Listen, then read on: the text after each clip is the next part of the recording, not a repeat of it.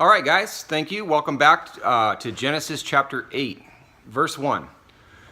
But God remembered Noah and all the beasts and all the cattle that were with him in the ark. And God caused a wind to pass over the earth, and the water subsided. Also, the fountains of the deep and the floodgates of the sky were closed, and the rain from the sky was restrained, and the water receded steadily from the earth. And at the end of 150 days, the water decreased. In the 7th month, on the 17th day of the month, the ark rested upon the mountains of Ararat. The water decreased steadily until the 10th month, and in the 10th month, on the 1st day of the month, the tops of the mountains became visible. If you guys want to see something I think is truly fascinating on proof of the ark being found today, check out YouTube videos under Ron Wyatt and Noah's Ark, and a more recent one that's really amazing titled The Real Noah's Ark. Let me say that again. The Real Noah's Ark Found in Plain Sight.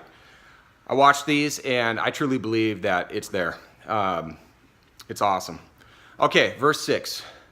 Then it came about at the end of 40 days, which in context is 40 days after landing on the Ararat Mountains, that Noah opened the window of the ark which he had made, and he sent out a raven, and it flew here and there until the water was dried up from the earth. Ravens survive on a broad range of food types. If any food was available outside of the ark, the raven could survive. Verse 8. Then he sent out a dove from him to see if the water was abated from the face of the land. But the dove found no resting place for the sole of her foot. So she returned to him into the ark, for the water was on the surface of all the earth. A dove is much more selective in its food choices. The dove's choice of food would indicate that new life had begun to grow, indicating that Noah and his family could also survive outside of the ark. Then he, Noah, put out his hand and took her, the dove, and brought her into the ark to himself. So he waited yet another 7 days, and again he sent out the dove from the ark. The dove came to him toward evening, and behold, in her beak was a freshly picked olive leaf. So Noah knew that the water was abated from the earth. Then he waited yet another 7 days, and sent out the dove, but she did not return to him again. Verse 13. Now it came about in the 601st year, in the 1st month, on the 1st of the month, the water was dried up from the earth. Then Noah removed the covering of the ark, and looked, and behold, the surface of the ground was dried up. In the 2nd month, on the 27th day of the month, the earth was dry. Then God spoke to Noah, saying, Go out of the ark, you and your wife, and your sons wives with you.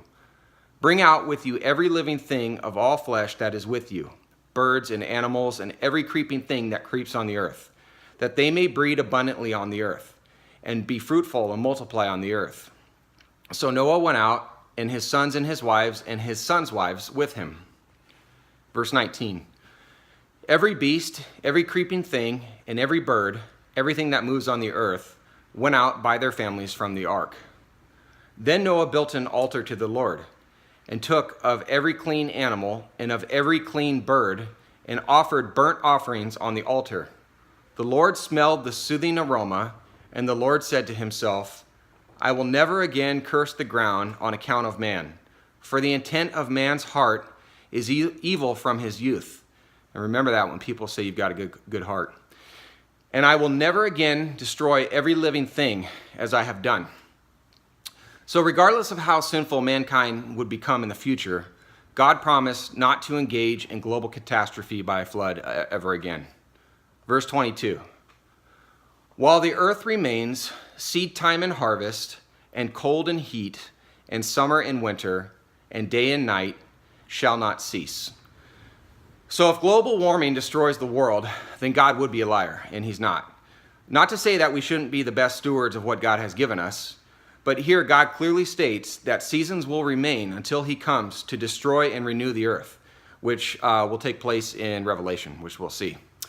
Okay, guys, thank you very much, and really enjoy this with you. Looking forward to tomorrow. God bless. Take care.